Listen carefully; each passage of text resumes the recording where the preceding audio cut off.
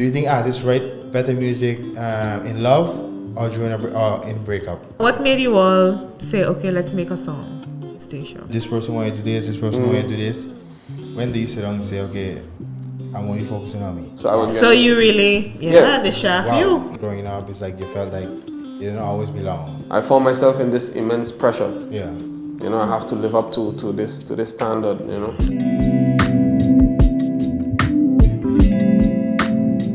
What's going on, everybody? Back again with another episode of A Talk. Before we start this episode, I want to thank everybody for watching the episodes.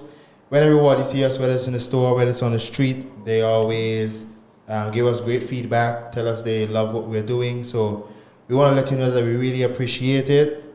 Today we have a very special guest, a father, an artist, a husband, like my wife just told me just now, and a fireman. We have with us Mr. I don't want to butcher your name, Gerson Herrera. You're good enough. Is that it right? Good. How are you doing? I'm good, man. You good? So the first thing that I can remember of you is music for sure. Yeah. That's how I know you. So I want to get more into the beginning. How did the music journey actually start? Well, we could go real back then. I started singing, I think, maybe when I was 5 or something like that in church, and everybody started in church. Everybody started in church. That's the story kind of getting typical now. Exactly. Yeah. If you see any good artists out there, for sure they start in church. I can't remember none of these things, of course, as well. My mother recollects all the time. She said I used to sing in church since like 5 years old. Yeah. And for what I can really remember is when I was like around 10, we was living in St. Martin, and my mother bought a piano. And she was getting lessons to play the piano and stuff, and she was home practicing and stuff. And I was watching her, and then a day she wasn't there, and I went turn on the piano, started messing around because I saw her holding a couple notes. I holding the C chord with my 3 fingers. Yeah. Touching. She found me messing around, and then she come ask me, "You want to learn?" And I was like, "Yeah." So she started to show me the basics, you know, the scales and stuff like that. And yeah, I just run with it. Imagine that. Yeah. So she taught me the scales on each chord. And I taught myself minor chords. I did everything just by myself. Yeah. And so I think about a year after, I started to play in church and just ran with it after that. Wow. So you're not only a singer, you're also I'm a producer. I'm a music producer. Instruments as well. Yeah. And you just play by ear or you just play by watching on the paper? By ear, yeah. Oh, okay. I mean, I could read the notes a little bit. You know, if you give me a sheet of paper, I could learn it today and play for you tomorrow, but not like just see it right there, be like, oh yeah, that's C and that's D and that. No. I ain't on that level yet. Yeah. So what's the difference really with by ear and by? I ask it because mainly I know a lot of persons like my father is by ear. I think he can read it too, but he mostly if he hears something, he can replay it. So that's why I ask. That's me right there. So it's just by feelings. By hearing, I could like if you sing something right now, I could probably find it, play the same thing that you sang. Wow. Yeah. Nice. Yeah. Singing. I mean, making music. Yeah. Because at first you start, okay, maybe you were singing and reciting other songs. Yeah. When did you actually start making your own music? When I came Statia. How old were you when you came Statia? I was 12. Yeah. So you started, it was in last year primary school or you jumped into secondary? I was in 5th grade. I came here in the 5th grade. I was 11, making 12, because I make 12 in November. I came here a day before school actually, which was real rough. How was the language? How do you mean? Adapting to the language. Adapting to the language? But you came from St. Martin, right? Yeah, I live all my life in St. Martin. Oh, so you was born in St. Martin as well? Yeah, French side. Oh, okay. But lived on the Dutch side, born on French side. My parents are from the Dominican Republic. Yeah. That's why I asked the question. No. I thought you came. Yeah, you're right. Yeah. So we came like a Sunday and school was on Monday, which was wild. The next day? The next day. Literally? Yeah. Wow. August the 11th, can't forget. Wow. 2008, I think. You good with dates? I say you good with dates. Yeah. I remember the exact day. Especially when it comes to key moments in life, you know. Just got picked up from where I used to live, came here, don't know the place, don't know nobody. Yeah. How was the experience when your parents told you that you were coming here? They said it, I can't really remember when they said it. All I know is after the summer vacation, I know we was leaving. Yeah. We was going on a plane. That's all I said, we going on a plane. Yeah. Then I saw, they started to sell stuff and move, and I was like, okay, we going, but we ain't coming back. Yeah. All right, cool. And comparing St. Martin to here, what do you see the differences? Yeah, of course, St. Martin is bigger. Yeah. There's a lot more going on. Yeah. Over here it's quieter, and it's a good thing. Because where I used to live was like the ghetto, really and truly. Dutch Quarter. Yeah. Not bashing Dutch Quarter. Because I love Dutch Quarter. Dutch Quarter is gonna forever be a special place in my heart. Yeah. But you see a lot of things growing up that you ain't supposed to see at a young age. And over here it was like real calm, completely night and day vibes. Yeah. So you can say Statia was at peace for you? In a sense, yeah. Yeah. It was a complete change. Of course, at first, it took some time to get adjusted. Yeah. And I've always been a very introverted person as well. So, being in school with a bunch of new people that I don't know, I remember, I think the first day I was literally by the office, by the governor. Where the Governor Grass School was by GVP? Yeah. So I was literally by the office just standing up watching everybody like, I ain't trying to go out there. So you were scanning everybody before? Yeah.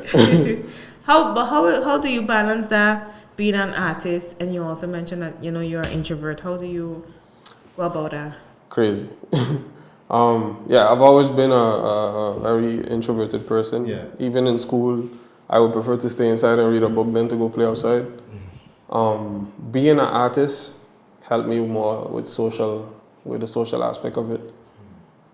Because like for real, me and people never click. Yeah. I gotta really, get to know you to really talk. Well, you click with somebody. Yeah, I always click. Yeah, we always click with somebody eventually. Yeah. But making friends is a slow process for me. Okay. Yeah. And so starting to make music, people like, hey, I like the song you make and stuff. You get a little more social. And up to this day, I still got that one part right before I go to sing that I'm nervous. Yeah. I'm shaking, and then right when I start to sing, then it just disappears. Yeah. Imagine that. Because now you don't even notice it anymore. Yeah. You swear that that's just like second nature, right? Yeah. But there's always that one little point right before you go that you have that little butterfly in your stomach. Imagine. And, but music really helped me socially. Yeah. It helped me to be more outspoken. Yeah. Yeah. And So I came to Statia when I was 12. Yeah. I started to make beats at home and stuff. I always used to since I learned to play the piano, I always started to hey, if other people making music, why can't I? So I started just writing different songs, playing it on the piano, put the little loop on the the Casio keyboard and things. Okay. And I just started to play it, make my own song, I write it down on a book. Yeah. But when I really got into producing when I started to join the Make It You Foundation. Okay. Yeah, because I bought a computer, I started to mess with Fruit Loops and make stuff at home. But then, when I found out, they got a place where they actually make music and they record and stuff, I was like, I wonder if I could do that. Yeah. How old were you then? I was maybe 14. Okay. Yeah, 12 or So it 14. didn't take you long at all? No, it's something, I guess I was a natural at it. Yeah. It's something that I just picked up and just run with it. And you say you're producing, you gotta make music. You have a preference? You prefer producing or you prefer... To sing, you mean? Yeah. I like to produce. Okay. Something about being in the creative process. Uh-huh. Making the song from scratch, the idea, to the production, to the recording, to the mixing, the mastering. I'm obsessed with that part. Yeah. But singing, of course, is always a vibe. Yeah. That's truly a gift that you can do both. So you can choose. Yeah. And you don't really have to choose. Or you can do both. Well, You not could just, choose, but you can. You could just make your own music, And put do it it out at the there. same time. Exactly. So that's really my vibe. Yeah. What was the first song that you really felt that you get a good reception from persons with? Community. The community here in Statia. Yeah. I would say, because I did a lot of different things, but I think Magic was, the all-time popular one. Mm-hmm. Everybody knows Magic. How do one go? Cause your love, it makes me feel. Oh, yeah. Okay. You see? Oh, yeah. I ain't even gotta sing it too loud.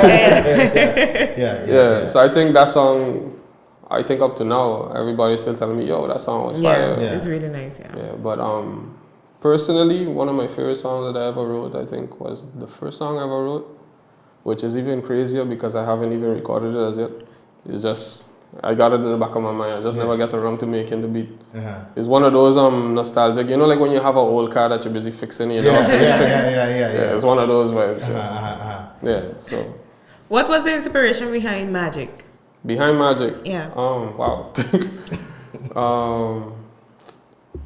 Young love. I'm gonna leave it at that. Yeah. I was with somebody at the time.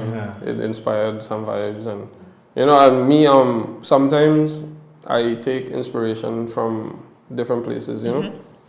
And maybe the song started off as maybe like, oh, I want to write a song for her, but just playing the song, hearing the melodies, the instruments, it developed by itself, you know. And I'll let you guys in on a little secret. The part that everybody likes about Magic, I did not even write it. No? I was going to ask a question. The part where, because your love it makes me feel. Yeah. My friend, Luis David, he was in the studio that day, and he picked up the book and started to write, and he wrote that one part line. I was like, yo, what was that? Yeah. I was like, nah, we gonna roll with that. But I had the beginning. Yeah. And then when it came to that part, he said that. He didn't like sing it because you know he can't sing like that, but he just wrote it out. When I saw it, I was like, I put a melody to it one time. I was like, yeah, no, this is it, and that inspired the rest of the song. That was really really Imagine good. that. Yeah. So you're very open to like some people Collaboration. say, okay, I want to write the whole thing myself. I don't No, want to. no. I learned that at a very young age that when it comes to music, collaboration is always vital. Yeah. Of course, you can always is your own vision. You can do it by yourself because I do a lot of things by myself. Yeah. But since I started to collaborate just with my friends, you know, peers and stuff, it gets better because it's not just your ear. Yeah. Because to you, like, there's this thing called when your ear get tired. I can't remember the term right now. There's a very famous term in music. Yeah. And after you listen to something 50 times, you don't get accustomed. So you can't really tell if there's something needs to change or whatever. That's true, yeah. So there's a trick that you do. You stop, you go listen to something else, go do something completely different. And then when you come back, you have a fresh air. Yeah. So having somebody else in the studio, they have that fresh air already. So maybe you might be doing something, you got it in a loop, and then be like, yo, that need to fix. Yeah. But maybe you did not see it, you know? So collaboration is always a vibe. That's really good. It reminds me of like when you go to a place that sells perfumes and colognes, they just give you coffee to reset. To reset. So that's you something smell the similar. coffee. Yeah, you always have to reset because your ear get tired, you get accustomed to hearing the same thing over and over. So after a while, you can't tell if there's any changes need to be made, and you end up doing the same thing over and over. And they even say like if you make a song today, do not go and mix it to the same day. Yeah. Leave it for tomorrow. Right. Come back the next day and listen. Yeah. Maybe he might hear something that you need to change. And Exactly. then, you know? Yeah. Of course, don't spend too much time changing stuff. Yeah. Because then nothing gonna You're come out. never done. Exactly. I'm gonna ask you a question that might be a little strange. Do you think artists write better music in love or in breakup? Yeah. I think we know the answer. I think in a breakup, Yeah. Yeah. No, love is love. Yeah. It runs the world, right? But when you write a song that's coming from a certain pain, it hit different. Yeah. Even if it's a jokey song, even if it's something simple like a Booyong song. Yeah. The minute you hear, girl, you haunt me. That's it. That's for sure. You lose your mind, you know? Yeah. It hit people different when you speak from a place of pain. But you can't, next thing you have to learn how to translate that pain into something crazy at the same time, you know? Yeah. So it's a skill, but I think the breakup songs hit harder. Yeah. Usher Confessions, for instance. Yeah. That's the first thing I think about. Anytime I think of something like breakup, that's the first album that's come to my mind. Of definitely. Usher. Yeah, definitely. Yeah. What kind of genre do you prefer in music? R&B. R&B, I can tell. Yeah. You have that R&B feel. Yeah. I grew up, radio on, listening to different stuff. St. Martin, they're very open to the international music. So Laser 101, just playing hip hop, R&B. So I grew up listening to a lot of the old Chris Brown. He just started off, Usher, those people. So that really influenced the type of music that I make. of course, being here on an island, I always say like, the hardest thing for me is being an R&B artist on a Caribbean island. Yeah. Oh. Yeah. Yeah. Why, Because sir? because everybody likes soca and everybody wants to, soca, That's a tough one there for true. Yeah. But I have learned to adapt, Yeah. and I make soca music now and then, but always that R&B, but something about the rhythm and blues, Yeah. just Yeah. centers me one time. Yeah. Yeah. Okay. I remember we were talking to Shazabi, and he was talking about his process, different things he think, and he said that you was also instrumental in helping certain stuff with him, Yeah, man, we do put stuff vibes. together. What is the process like when you're sitting down with someone and you're kind of constructing a song for the other person? How do you go about that? First off, I try to go off of the idea if they have one.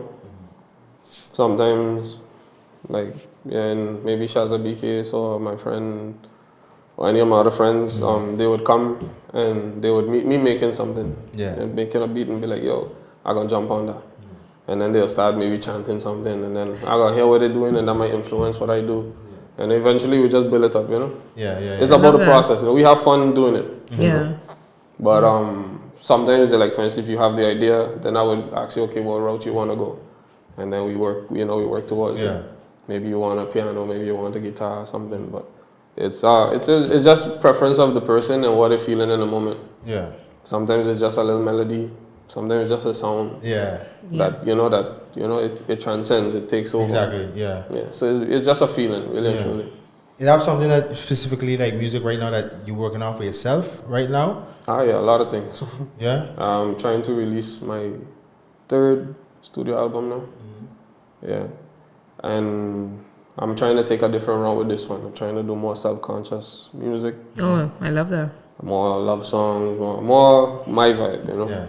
Because the last 2, I kind of blend all kind of genres together, The first one for sure was a blend.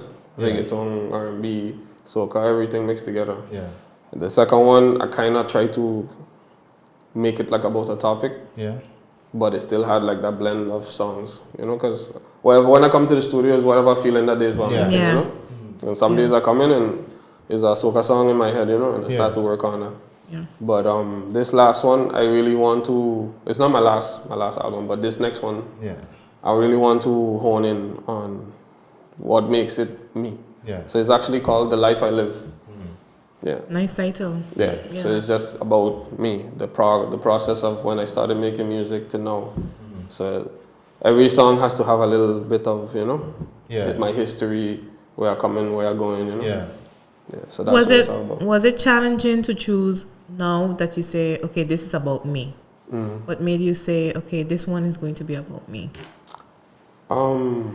These past few years, I have been really working on myself, and I went through a lot of different things, and it triggered that want to find myself in a sense.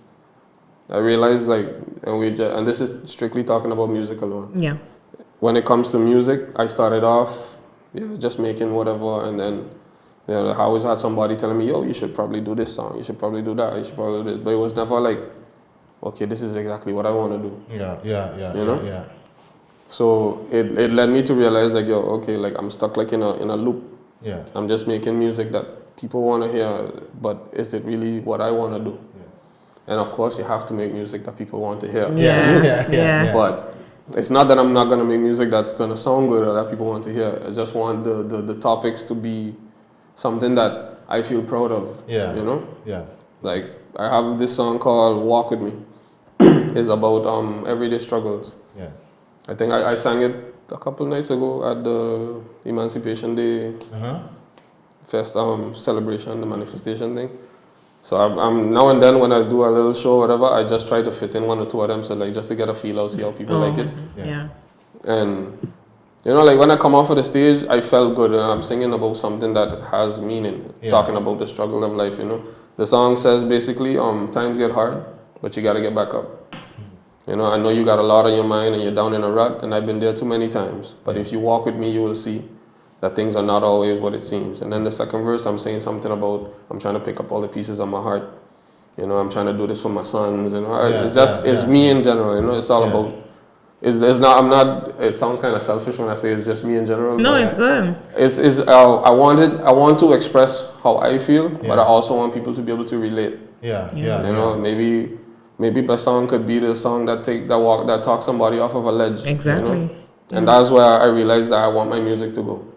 So you I can say love- diving into the mental health aspect as well. in a sense. Yeah. Yeah. Yeah. So I've been really working on myself lately, really trying to find my own identity. Yeah. And of course, music has always been there as a aid, but I realized a couple of years back it was more like a crutch. Yeah. Okay. It wasn't nothing that was progressing. Yeah. You know, so now like okay, I kind of found my way out of that loop, and I want to now elevate myself. So that's what I'm all about right now. Yeah. You give me a perfect segue because last month was Men's Mental Health Month. Okay. And I mean, men in general don't really talk about mental health. They don't talk about the feelings. They don't talk about a lot of things that they go through. For sure. So you speaking about the process and how you're going on a journey to find yourself, and you're always going to be on a journey. The journey never stops.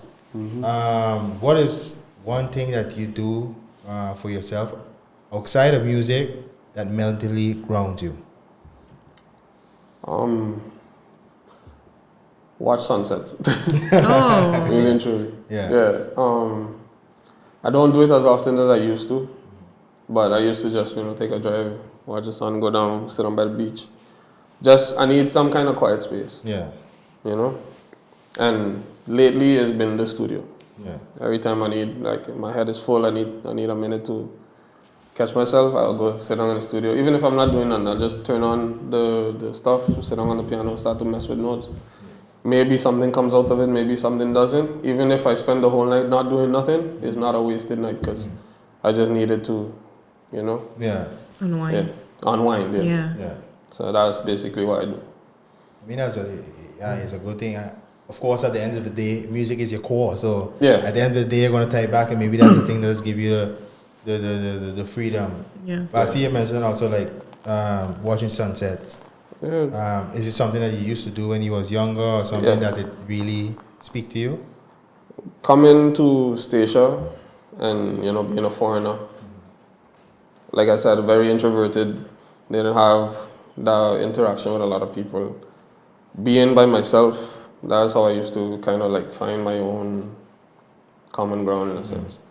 So I would go, I was living close to the fort side, so I could have walked down the road, shoot across, stand up on one of the high points of the fort. That's the best place. Yeah, just sit down and watch the sun go down. Yeah. Just relax there till the night come, go back home, relax. So that was something I was used to do. Ain't got nothing to do, I'll go take a walk. Yeah. Yeah. Yeah.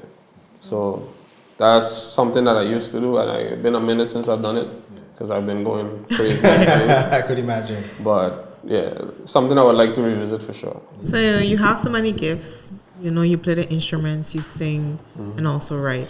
How do you know, okay, you want to create music, but how do you know which one should you be on or master at that point? Which one should I Yeah. master as Yeah. in the skill? Yeah. How do you go about choosing, okay, I want to make a new song, for example. Okay, you're creating the beat. Okay, now I have to put the lyrics to it. It will. How do you go about choosing, actually? How choosing which route I'm going to take? Yeah. It's weird. It's always going to start off on an idea. Yeah. It could be that I'm sitting down on top of the piano and I start to play something, and maybe I play something that I like, and then that would be the idea. And then I start humming or mumbling something random. If I showed you my hard drive, it would be a lot of different beats with just a bunch of mumble singing. Yeah. And that's my process. I would literally, after I finish make what I gotta make, I'll put on the headphones, go by the mic, press record, and I'll just start singing something random, maybe a melody. Eventually I might find a word or two in between of all the mumble. That's one route. It could also be that I'm just busy doing something, like I'm at work and melody just pop into my head and I'll start to sing it. And when I realize that I actually got something that I like, I would take out my phone real quick, record the voice note. So you don't forget it. Yeah, because it Yeah. would disappear real quick. And I'll be so upset with myself after. Like, boy, I should have just recorded this thing. Yeah. Because it was good, it was golden, you know? Yeah. So that was the next route. And it could also be just a topic wise. Like, we'll sit down in the studio. Me and my friend, you know Ravinia, right? Yeah. Pookie, affectionately known. Yeah. So I'll come across by him. Yo, what you saying? Yeah, cool. I'll sit down, turn on everything. He'll be like, so what are we working on today?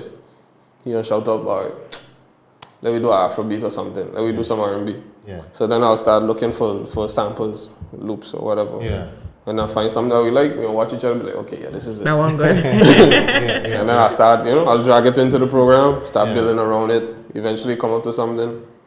Or some days I just in there messing around, and that's mostly how most of Shazza B beats get made, messing around. Yeah. Oh, Yeah. yeah. Even on the job, like I have a little small, like a portable setup. Yeah. On weekends on the job, I'll bring everything, sit down, just spend the whole day just messing around. Yeah. That's basically how Letter to Carnival came out.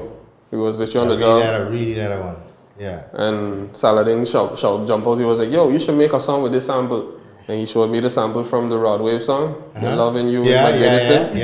And I was like, and I listened to it. I was like, "Oh, that sounds good," I say, "Okay, cool." Downloaded the song. I love that. I love how you all inspire each other. Yeah. So I downloaded the song, cut out the background music. Yeah. Extract the stem, listen to it, speed it up, change the tweak, and then I was like, hey, what if I just loop this part down? Yeah. I was like, okay, good, we got it. Yeah. Start building the whole tune around it. And just so you know, boom. And then he was like, yo, this song should be like a letter, you're writing a letter to Carnival. Yeah. And then we started. Just so, Nice. letter to Carnival. Nice. Yeah, that's a song really. And that's why I say collaboration is very important, because Yeah. me by myself, I don't think that would have That come is out. true. Of course, I could make the beat, but to have them around giving ideas, be like, yo, you should put a brass there, push it, do this, do that. It was so crazy. I think the next weekend when we was working, Saladin came down with his bass. And then we started to put in the bass in the song, and just like that, the song came out. Yeah. You all ever thought about making your all band there? Because you got the amount of down there. Yeah. We make a lot of stupid jokes about we got Daddy Wayne on the piano. Yeah. There's always a big joke. We got fire department band. Yeah, exactly. That's what I'm thinking by now. Yeah. Well, But, I was going to ask what setting you does have to be in to be in a creative mode, but it seems like you just wherever. I sometimes used to think I was crazy, and I'll explain why. Music always playing in my head. Yeah. And I think I totally insane, honest to God. I think I crazy. Yeah. I don't think this has happened to everybody. Yeah. But like, you know how regular people just be sitting down and just be like just want out blank out? Yeah. Something gonna be playing. Yeah. Oh. Not even my song. Something's gonna always be playing in my head. Yeah. Some kind of music, something. Yeah. And so that's just me, like someday it could be something random. Somebody could say something and then they word gonna end up into a melody. So I think sometimes like yeah, a little insane. Yeah, a little crazy. So the setting doesn't really matter. I just have to be in the place to make it happen. Yeah. Because I could do it from my phone, just come up with ideas. But then, like for instance, I would come up with a cool idea for a song, and because I like how good it sounds, the rest of the day that idea gonna be playing in my head. Yeah. Up until I reach home. The minute I reach home, sometimes my wife get mad too. Because as soon as I reach home, I get back here. Because the children are. Okay, boom, sit down. Quick. I gotta get this thing out of my head. Yeah. And then she was like, you spend the whole day working, and now you come home, and now you spend the whole night on top of the computer. Yeah. Like, but I gotta get this thing out. Yeah. So someday you gotta balance it, of course. Yeah. But that's me. Like the minute I have something, I try to run with it. Yeah. With all that creativity, how come you never? Well, I don't know if you ever pursue it full time. That is always the dream. How do I put this? It's a dream, but life gets in the way. So you have to. Sometimes your plan A has to become plan B for a minute, and then when your plan B is all good and ready, then you can focus on your actual dream. So that was always a dream. I was in school, wasn't really doing too good in school, messed up. That's a whole nother conversation for another time, of course. Ended up still finishing MBO and went straight to work. While working, met my wife, children, life, just lifing. Exactly. Perfect exactly. You know? Yeah. And throughout the whole thing, still making music. I still managed to release another album. Yeah. And, still doing my thing. But it's not, the children became a priority in a sense. Exactly. So I say, okay, I got to make sure they're good first. So I got to hold on to this job because this job is steady. I can't go out there chasing my dreams and not bring food to the table, you know? Yeah. So there's a balance, So that is my plan. I'm working on it as we speak. Yeah. With this next album, I'm going to really be trying to do some serious marketing as well. Yeah. I'm trying to buy a camera like on your own self, so I can do some music videos because I like you said, I know a lot of things. I can do video editing. I do art. I do my own artwork as well. I try to learn every aspect of everything what it entails. Because I always had this thing like I don't gotta ask somebody to do it if I could do it myself. Exactly. And of course that's not a good thing all the time because other people they they would specialize in that one thing. I could do everything, but somebody specialize in it, they could probably do it better than me. But until I reach the position where I have the resources in order to do that, to be like, okay, I need you to do the artwork. I need you to. I was just gonna ask. Mainly, it's funds. Funds plays a role. Money run the world. It's something we can't avoid. So you need the funds. But until that time reaches, I'm gonna try to do it myself. I believe you're gonna reach to the time because, for example, for us too, if I could have somebody just manning the cameras and then I just send it to somebody, hey, put this together. I would want to do that also too, but it takes time but eventually the goal is always to make it to a certain point that you can do. You just sit down here, you record your podcast, send it to post production. And don't gotta worry about it. They're gonna watch the whole thing, they're gonna put it together, make it look nice, send it back to you, tell you what you think, you like it.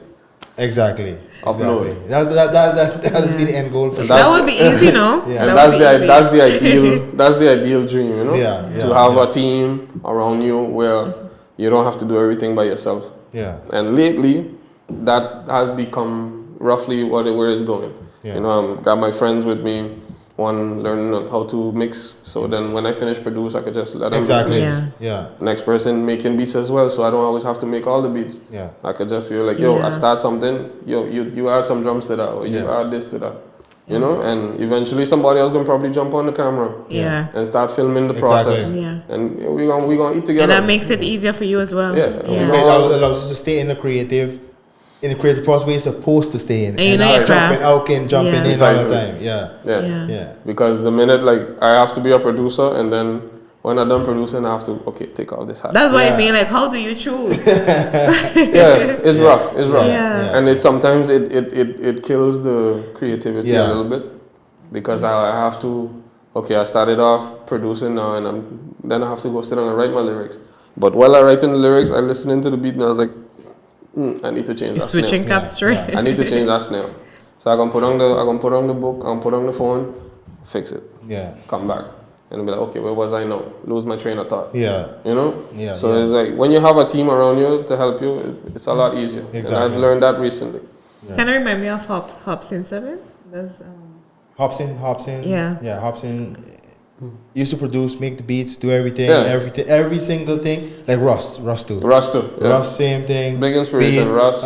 Everything he Ryan did. Leslie. They could edit, make everything. They could do everything. But they also noticed the point they reach now. It's better to just delegate certain stuff so then you can stay in your creative. Collaboration is key. All the time. It makes life a whole lot easier. Because imagine now, I'm gonna go make a song tomorrow, for instance. I'm gonna record the song, then I'm gonna go mix the song. So I have to think, okay, how do I want to make this song crazy? Then after when I finish mix, I gotta go master it. I'm gonna do the mastering too. I done listen to the song a million times. When I could just carry that to somebody and they have fresh ears and be like, ooh, I could add this. Nice effect. And when they send it back to me, it always sounds better. I'd be like, okay, I wouldn't even think to do it like that. I wouldn't even think, And then now, imagine I do all of that myself. The song is complete, ready to stream. I upload everything, and now I have to do the legal part of it. My name, the label. Yeah. Cuts Yeah. for whoever had any say inside of the beat or the Yeah. song or the lyrics or whatever the case is. Make sure that everybody gets paid if it ever makes money, of course. Yeah. Yeah. You know, all those things, publishing rights. I have Yeah. to go and register the song, and you know, like copyright, all Yeah. those things. Your brain like this. Yeah. Exactly. Especially now with this copywriting. Yeah. Ah, Right? it's crazy Really now. Yeah. It's insane. extreme. I'd be pissed off sometimes just scrolling through Facebook. I see a video playing, I try to press it, mute it due to Yes, That's why I don't exactly. use Kill it. the whole I just thing. stay away from any famous music. It's a artist slim ever. chance. Yeah. Yeah. But yeah, it's just difficult. That's just the way it is. But then on top of that, what you're doing, you're also making music for people. Yeah. So Oh, you do make music for people. like for Yeah, example, yeah. Charles Abbey, different Oh, yes, person. yes, So Yeah, I've been producing a lot lately. yeah. So on top of that, you also have that to do too. So yeah, I can imagine how difficult it is Yeah. to It's a keep lot of everything work. in line. Yeah. And it also kind of slows down the output because I have maybe 3 or 4 songs for somebody that I've been working on, but I'm busy working on my own thing and I'm Yeah. busy working on somebody else's thing. And be like, yo, so you get to finish mix the song yet? They're like, boy, no, I ain't get a chance yet. You know, it's kind of slow. Yeah. It makes everything slow. And I notice it, and I know I gotta fix. But if I doing almost everything by myself, Yeah. you know, so that I got, you know, people like Eugene come through, be like, yo, I need this. I Yeah. need you to help me with this. You know, Yeah. we help each other. You know, we send each other stuff. So I'm just building that network. You know, Yeah. and that's what my vibe is right now. Dreamers Media. Yeah. You know, a group of What do you people- call it? Dreamers Media. Okay. Yeah. I was just going to ask about a label. Yeah. So you have your own, or Unofficially, yeah. Yeah. But Okay. it's in the process, yeah. Yeah. yeah. I actually put in for an actual business license now as well. Yeah. Okay. So I'm trying to make it a legit business. I was going to ask, how does that go on Statia? With you have having to your register own- by the chamber as well. Yeah, same A thing. media company, Yeah. vibe like that. Just Yeah. like any other business. Okay. Yeah. So that's where my mind has been lately, focused on trying to make it something legit. Yeah. You know, because a lot of people contact me, you know, hey, you know, you could do this for me, and it's a lot of work, but eventually the tax man will come knocking. Yeah, exactly. exactly. Yeah. So, Exactly. you know. Yeah, you're right. It That's brought me to a understandable. question because like you're doing a lot of things with different persons. This person want you to do this person want you to do this. When do you sit down and say, okay, I'm only focusing on me? Last week. Okay. Okay. Yeah, around this time of the year, you know, Carnival time is a lot. It's usually the most time where everybody wants to record, everybody wants to do stuff. But at some point you gotta say, okay, hold on, pump the brakes. I need at least a week or something to catch myself. So yeah, I've been swamped with a lot of work, but the last couple of weeks I try my best to finish as much so that I could have like a grace period. Yeah. You know, and even so to go back to writing my own music because I started on my album early this year and I got like 3 songs. Wow. And we done in the middle of the year, and Yeah. usually we do like a song a day. Yeah. You know, so Oh, just to okay. show you how things have been. Yeah. You know, and my friend also working on his EP as well, so I've been focused on making beats for him. Yeah. And you know, it's just all over. Yeah, I could support each imagine. other. That'd be extremely, extremely. But you have to find time to sit down and catch yourself. Yeah. Because if you go too hard, you don't fall down. Because apart from that, I have my day job. Yeah. You know, and Yeah. that takes hours as well. Yeah. And he's That a is father. Yeah, and then that's my 24/7 job. Exactly. Yeah, What was the experience like becoming a father? surreal. It make me it caused a chain reaction to me doing this vibe, this looking into myself thing, because yeah, I could talk freely about this. Growing up, like I said, very introverted.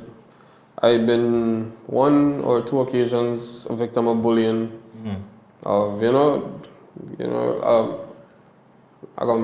this is the talk, so we could be real. Yeah. In Statia, without you even knowing, there is a form of racism Yeah. that comes from being a foreigner.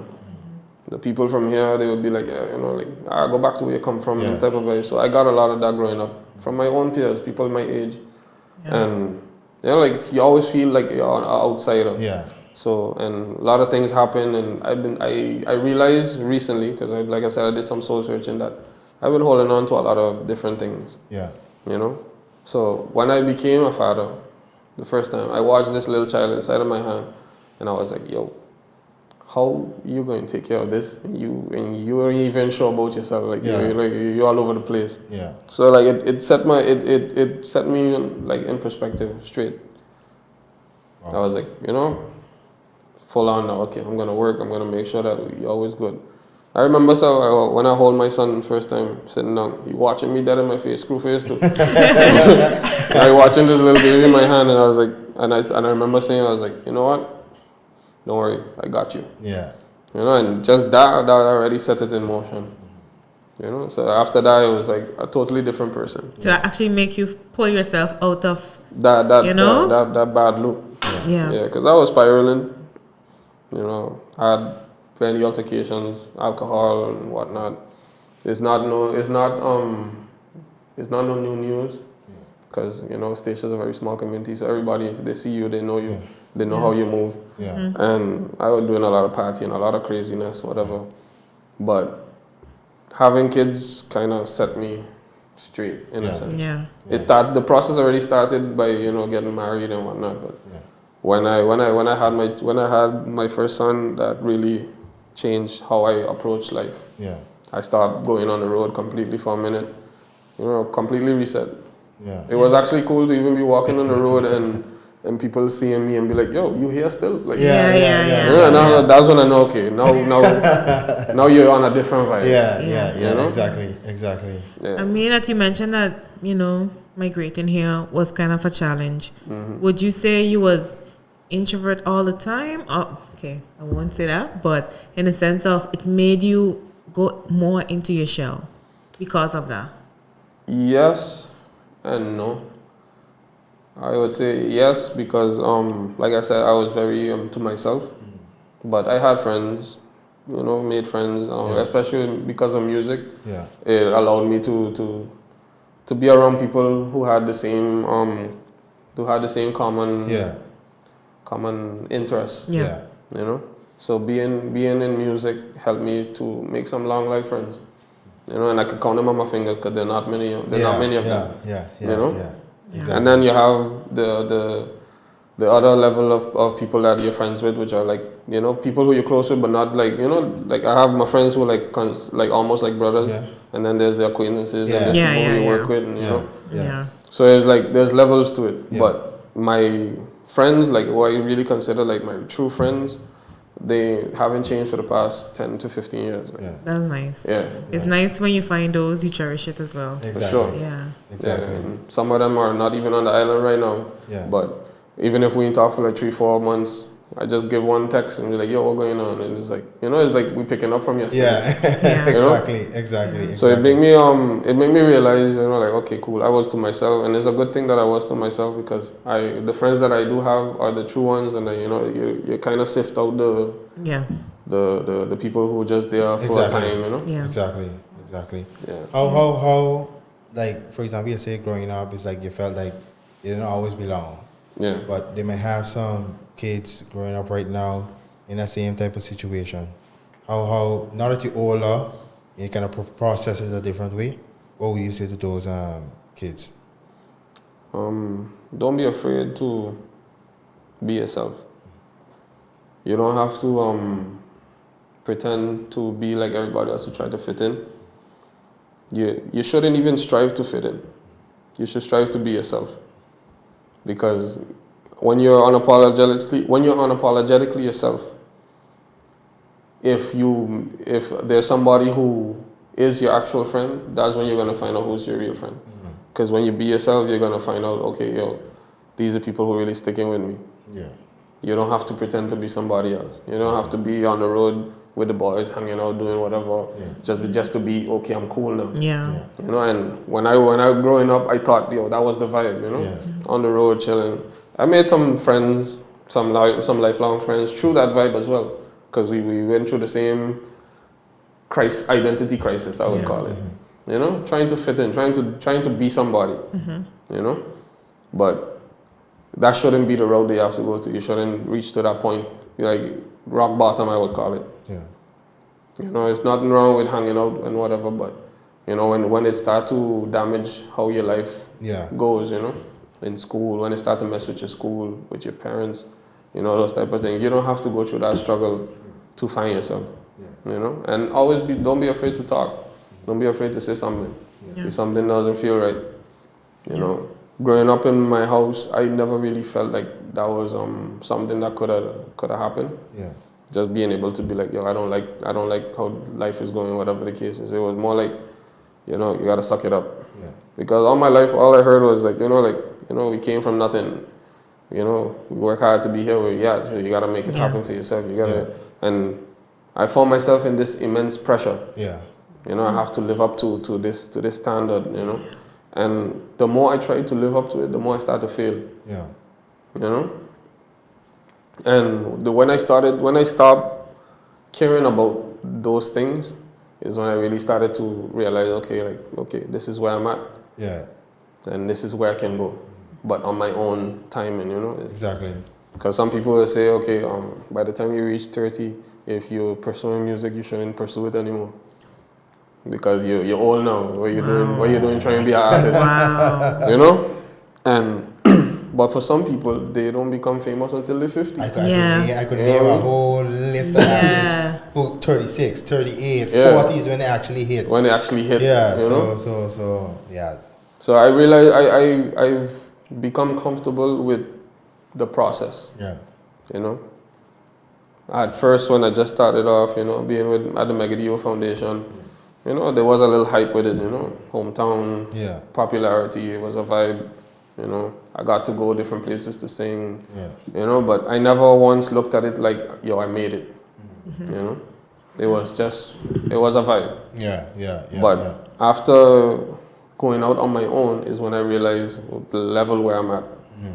And I realized, and it was bittersweet, because when you realize, like, okay, you thought you was here, but you're actually right here. Yeah. You know? Yeah. But you have to own being right here. Exactly. You know? You have to be comfortable with, okay, I'm not famous. I've been doing this music thing for a minute. For Statia. Yeah. You say you're not famous, but for Statia you are. Yeah, no.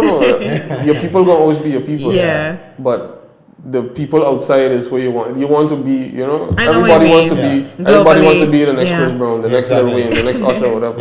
Yeah. But you have to be like, okay, I'm not famous. Yeah. I'm well known. Yeah. Yes. You know, Statia knows me. They're my people. You know. Yeah. And I know I've been talking a lot about not feeling at home, but eventually Statia started to feel like home as well. I was gonna ask you that. So. Yeah.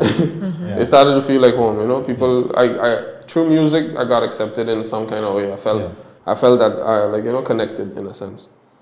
You know, I made a couple of songs as well for Statia as well, and you know, and I'm the type of person I don't just make music just for making music's sake. And like some people sit down and write, you know, I got money, I got this, I got that. Yeah.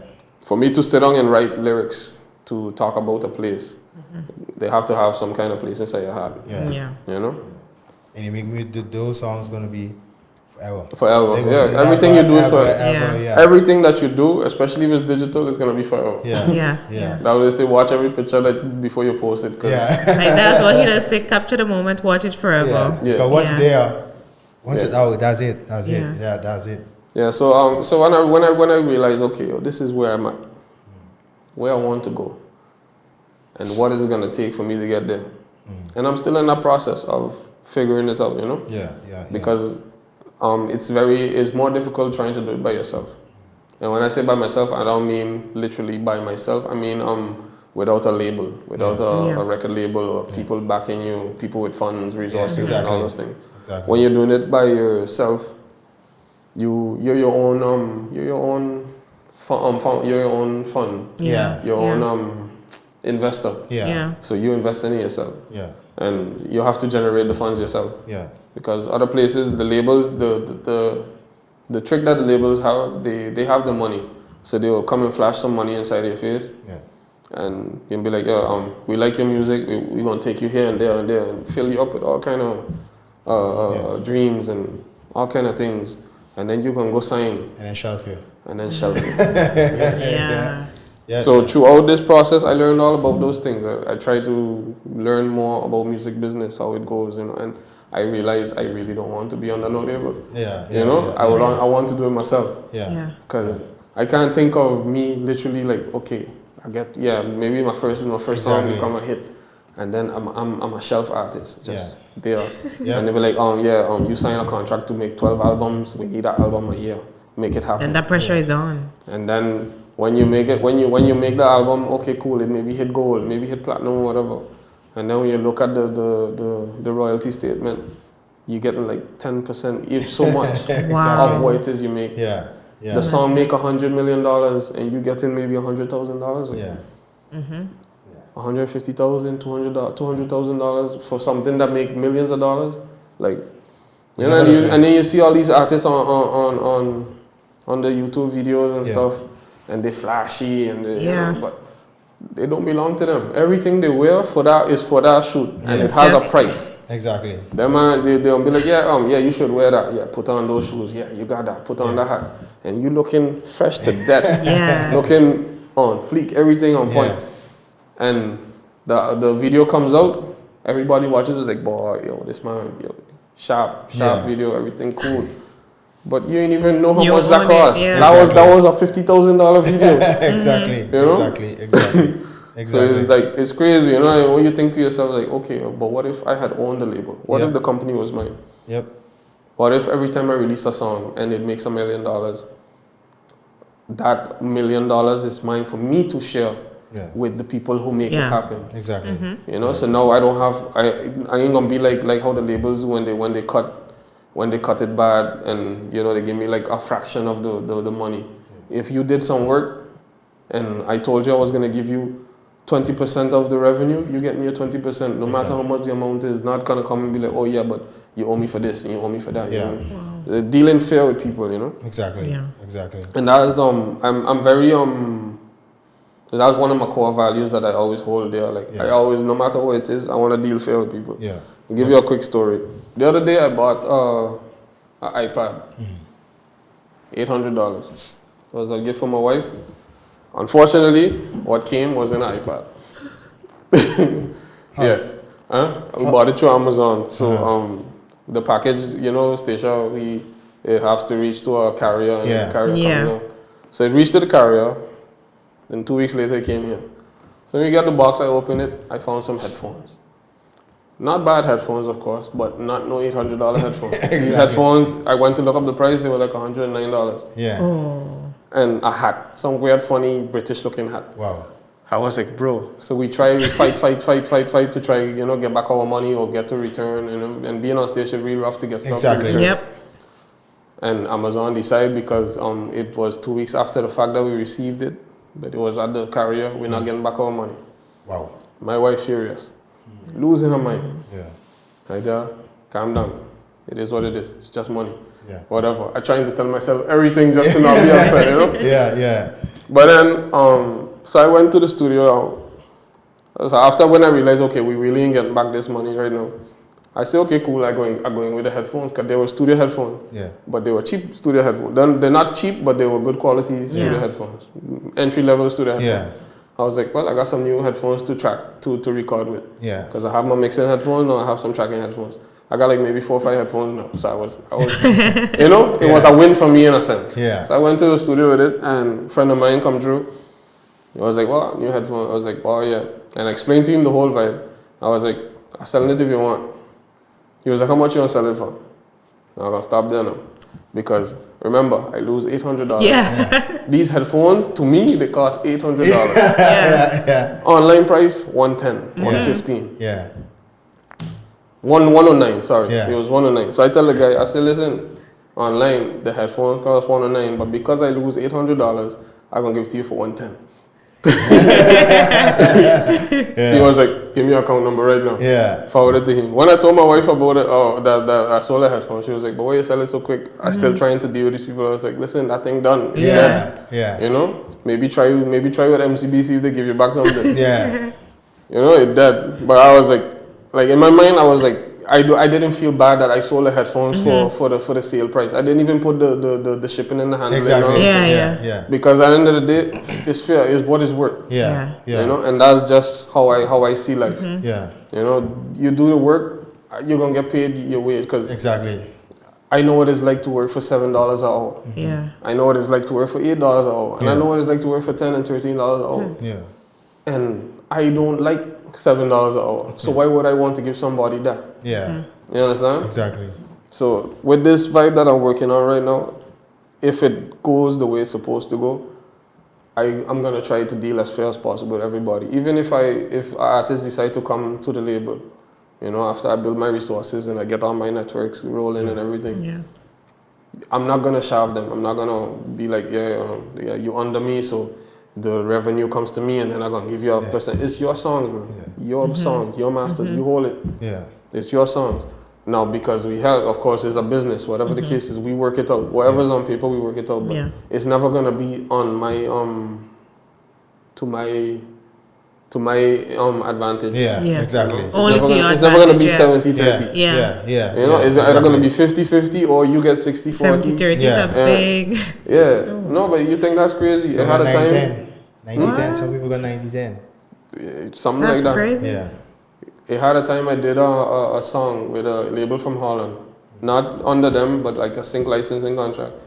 And I asked the guy, so what's the percentage, how we dealing and stuff. When he sent me the contract and I read, I was getting 20% of 80%. Wow. And from the 20% that I was getting, I had to share it with the producer.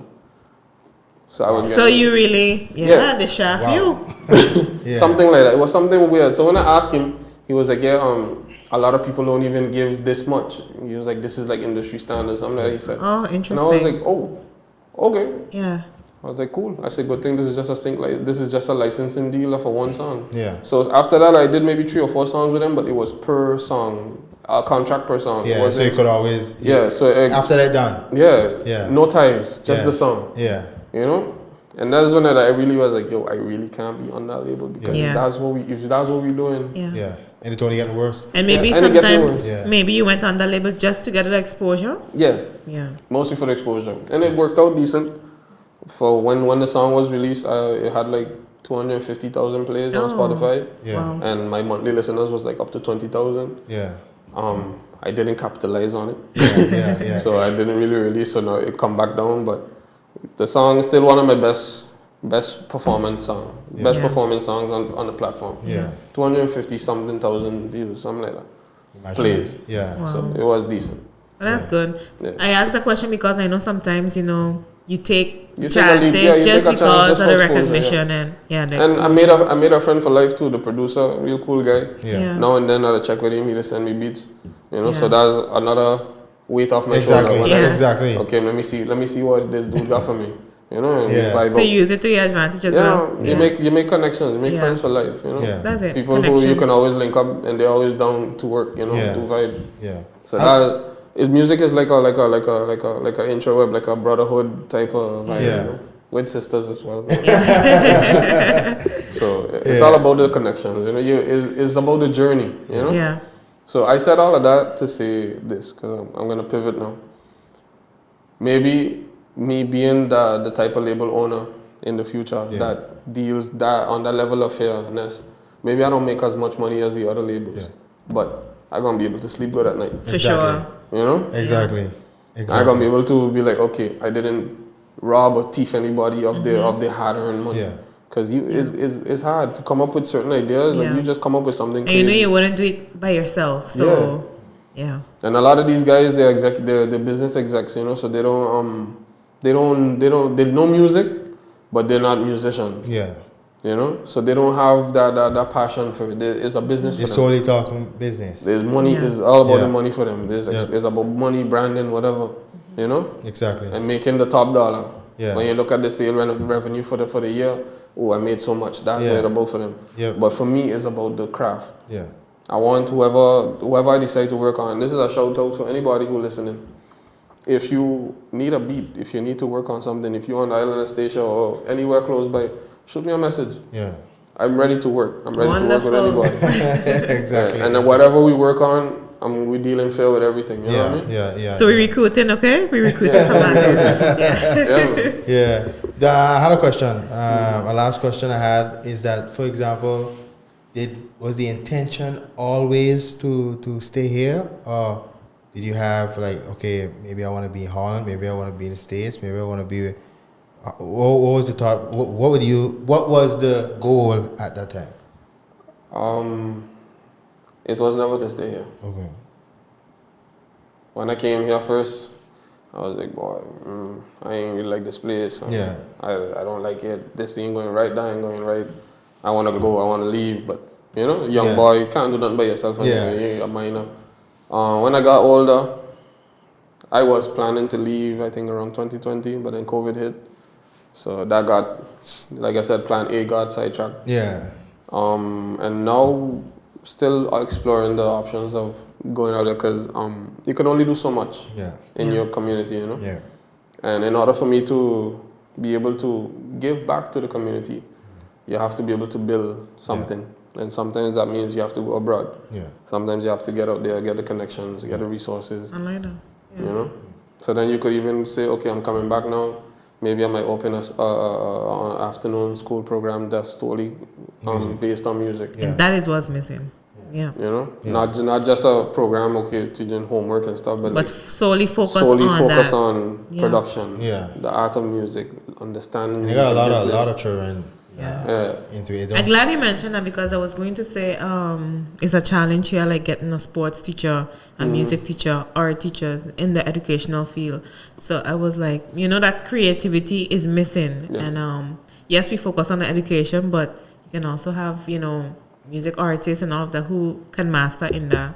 Yeah, so the earlier you get it, the better, you know, that those children get exposed to that. Exactly. And I was wondering if you not offering music class, but you know, you're solely focusing on no, I'm creating music and all doing a of little that. bit of everything. I can only do so much. Yeah. But I would be down to do it. But like I said, gotta build the resources. Exactly. Yeah. Be able to make it happen, you know? Yeah. Because if I could do music 24/7, I'll do it. Yeah. But got family, got work, you know? Exactly. Eventually the goal is to not have to work and just be focused on music, you know? But when we get there, we will get there. Yeah. But I do have a plan to set up something like that for sure. I know many parents looking out for those things. Yeah. Exactly. Yeah. I was fortunate to come to Statia right when the Megadu Foundation started. So I got like a kind of route where I learned a lot of different things, you know? Yeah. Mm-hmm. And of course, it's even bigger than before now. Yeah. So I know there's a lot of opportunities for children, but you know, it's not just music. He has dance, he has, you know, all kind of different things. He has afternoon school program. But I would love to just do something solely that focuses on really like honing your skills. You know? And not just for everybody either. It's like more like, okay, if you're really gonna take this serious, you know, like people who have that mindset, like, yo, I really want to do something with this. Exactly. You know, like the resources are not where they need to be. As an island, you know, we could do better. Yeah. But I can't help nobody until I help myself. Exactly. You know, I know that must be a tough one though. You want to help everybody. You get all the ideas in your head. Yeah. You have all these plans, all these dreams, you know, and every day I'm a dream. There's if you had a superpower. One of the reasons why I named the label Dreamers Media. Because it's all we do is dream, you know. Everything, every song, every creative process is a dream. Yeah. Trying to bring it to life. Yeah.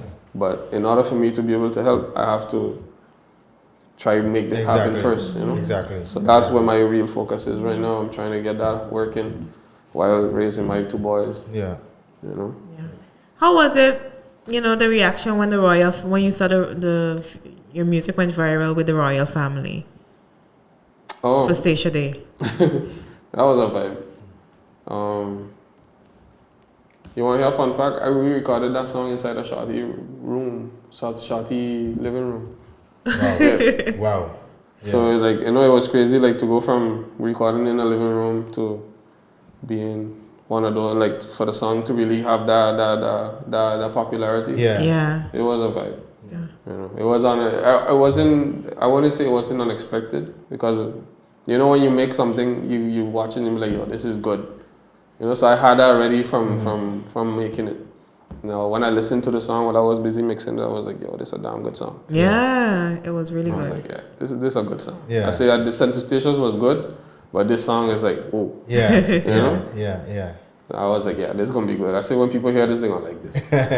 What made you all say, okay, let's make a song for Statia?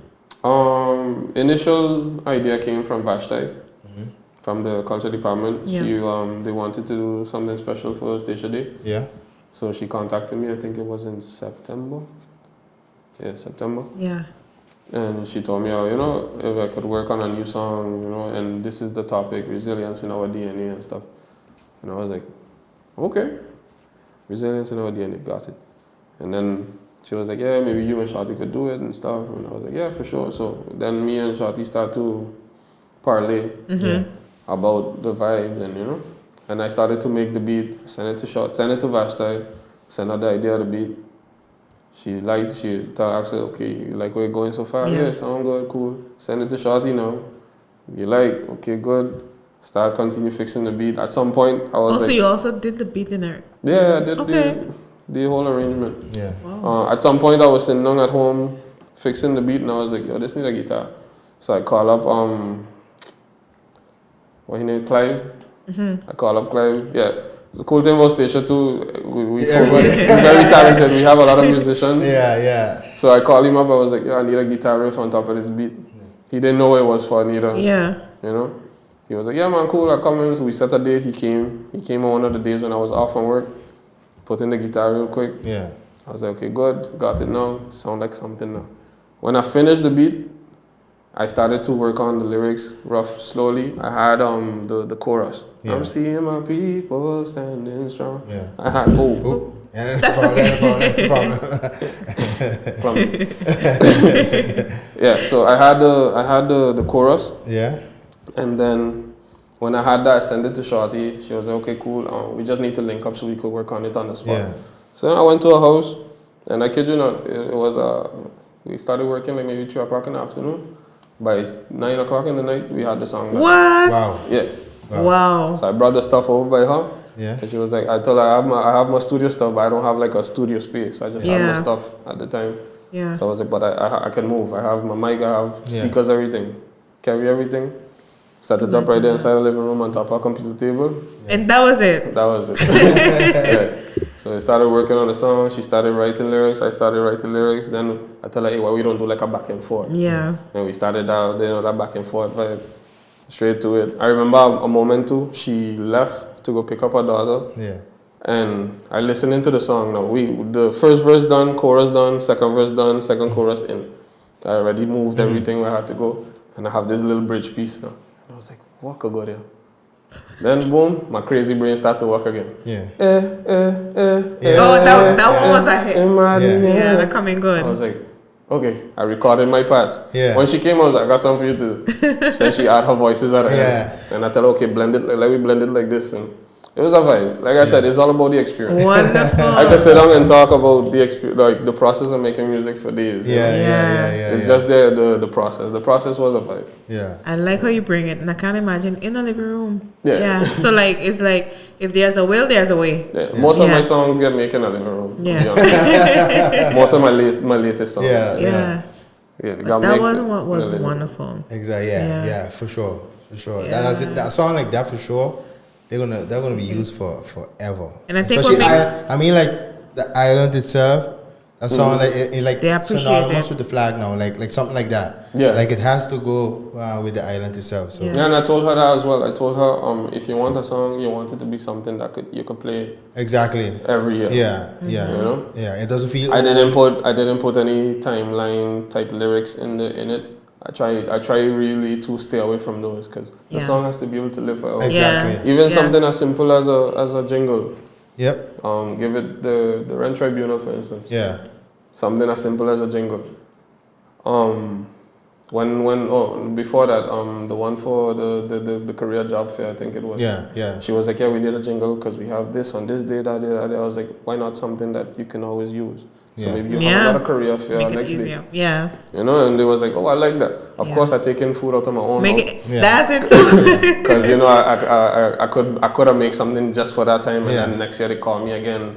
But at the end of the day, like I said, I'm a very fair person. If I could see me doing something now that you could use all the time, Statia Dude. Yeah. If you ever heard the Statia Dude jingle. Yeah. Same thing I told the lady. I was like, you want something that you could play every year, or you just want something for this time? Yeah. She was like, can we have both? I was like, okay, how about this? I think you got to stop at that one now. Yeah, no? No, I'll do it. It's not a problem because look, I did the Statia Dude jingle. I told the lady about, doing a song that they could play all the time, and all they have to do is just add information at the back, which they do every year, every time you hear it on the road playing. Yeah. And then when the career fair people needed something, guess who they called? Oh, he did a jingle for us. Yeah. Boom. And it's just gonna keep referring. And then just like that, Rent Tribunal. Yeah. Boom. Yeah. So it's like I already know, like, if I do a good job, it's gonna pay itself forward eventually. Exactly. And the good thing about it is that when they hear that, they get familiar with it. They will know, okay, this is about that. Yeah. Exactly. Community gets my familiar son, with it. my brother called me. He works in the bank. He told me, bro, for the whole day, I just hearing this 3181. I was like, boy, I'm getting sick of it. I said, but I know if you got problem with your landlord, you know who to call. You make it click. Yeah.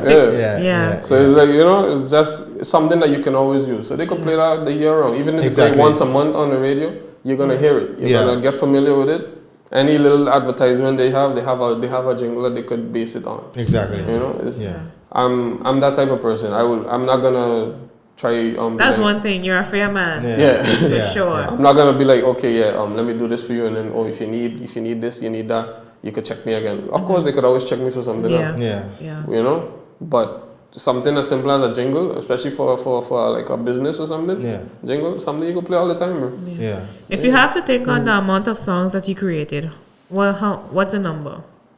The amount of songs I have created. Give me 2 seconds. That I could remember out of the top of my head right now. Maybe 200. Ooh. Yeah. And the amount that got released, less than 50. Wow. Yeah. Maybe 200 songs, ideas. The vibes, about 200. Yeah. Is there before we decide to close it off, is there anything that you feel like, okay, maybe we didn't touch on that you would want to touch on? Well, you asked me a lot of music related questions. You want to know anything else? Fire related? Nothing. You can touch on it if you like. I mean, so far the music one was really in depth. We really appreciated that. You did talk about fatherhood too, so we kind of touched that too. So maybe one question I could ask you before we actually close out self. You're married, of course. What? Because it has always have the discussion of what does make a man finally want to say, okay, hey, I think I want to get married. What made you make that decision? Like, okay, this is the person that I know for sure I want to get married to. I was raised in an old-fashioned home. All my life, I know my parents to be married. I knew at a young age it's something that I wanted, and it just clicked. I don't know. I met my wife, my girlfriend at the time, and it was like just having a different version of you. We clicked in a way that is very difficult to explain. You just know when you know, And that's an easy way out of the question, but it is what it is. That's literally what it is. You just know, I met her, I was a broken soul. She was a broken soul. She would call herself that same thing too. We healed each other in a sense. I was in a bad place. She was, whatever she was on, we met each other, healed. And at some point, I think I remember the day when I made up my mind and I actually went, like I told you, I'm very old-fashioned. I went to her mother and I asked for her hand. Wow. Really romantic, I should say. And maybe it has to do too with the fact that I make a lot of love songs. But just a old soul. So so I remember a day I was like, I gotta make an honest woman out of this girl. I gotta do what nobody would even think doing. So I went to her mother, I talked to her, I was like, I wanna marry your daughter. And she was, to my surprise, she was like, yeah, for sure. It was all good. I mean, you're going to marry her.